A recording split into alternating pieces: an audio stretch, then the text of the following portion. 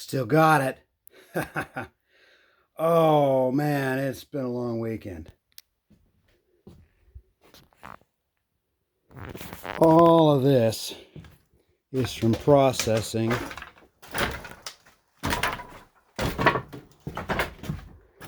all of that.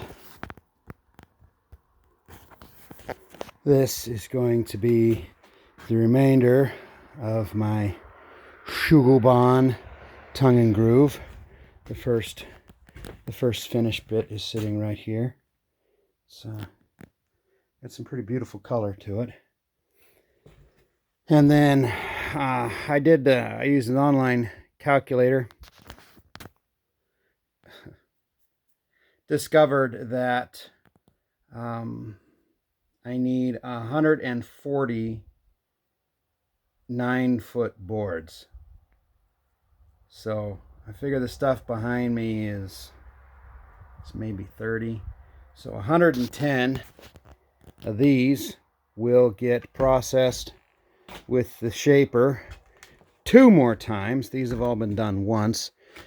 2 more times with the shaper. Oh, and they've only been edged on one side of the table saw, but I got a plan for that.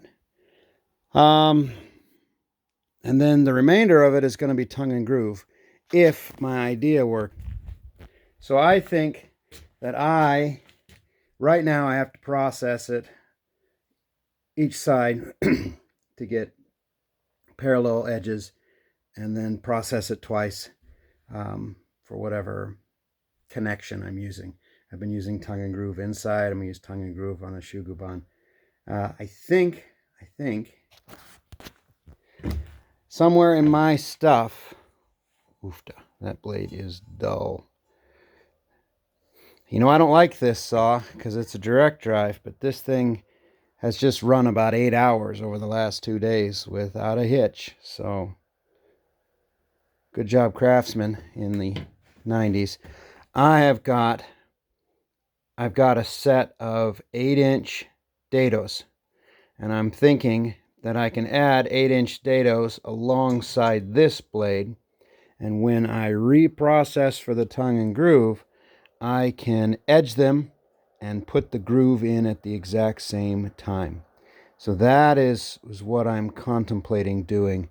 Kind of wish I'd thought of it earlier, because I believe I could have done that, you know, and had boards that were the right width with the dados already on.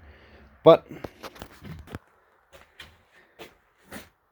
sometimes good ideas come after flogging yourself for several days. Oh man, this is waste stuff. Some of them just were rotten, some of them were special to Shay, and some of them were so crooked I just couldn't make myself deal with it. But let's show you what else we've been working on today. Okay, so in the last 3 years, people dragging chains, driving on flat tires, have set this stretch of road on fire 4 times. Okay, and then we did it once.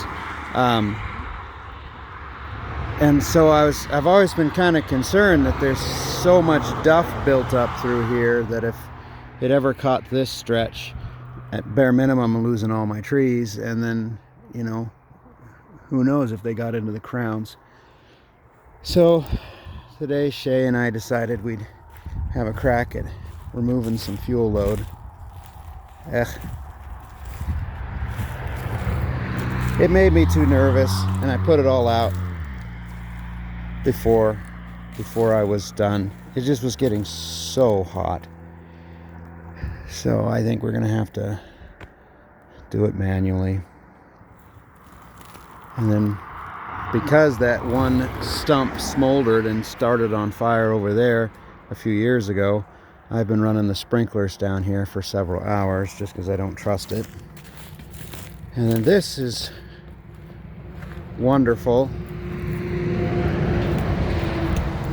I've been meaning to get in here and mess with this. So we burned this through, and then Shay went into beast mode, and he's got all those stacked up there. But this would allow us to continue the apple orchard down if we so choose. And we do definitely choose. I think I'll bring in some soil through here to build this up slightly. You can see the creek is flowing.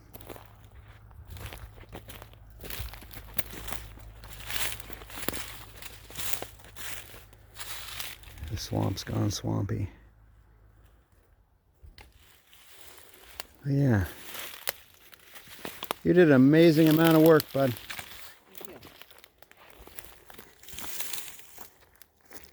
See, once the fire burned through it, left all those trees, and he's cut all the trees down and then stacked them up.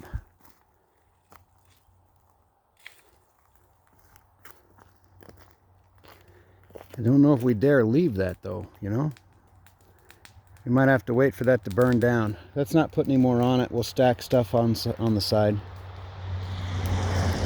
But yeah, that's what we've been doing. Processing siding and burning the tick haven through here. So, give you an idea what it used to be. It was like that, only much, much thicker. That's our apple tree, so we didn't want to get too close to it. Oh, man. Personally, I think all three of those should just come down. Yeah. Well, that one there for sure.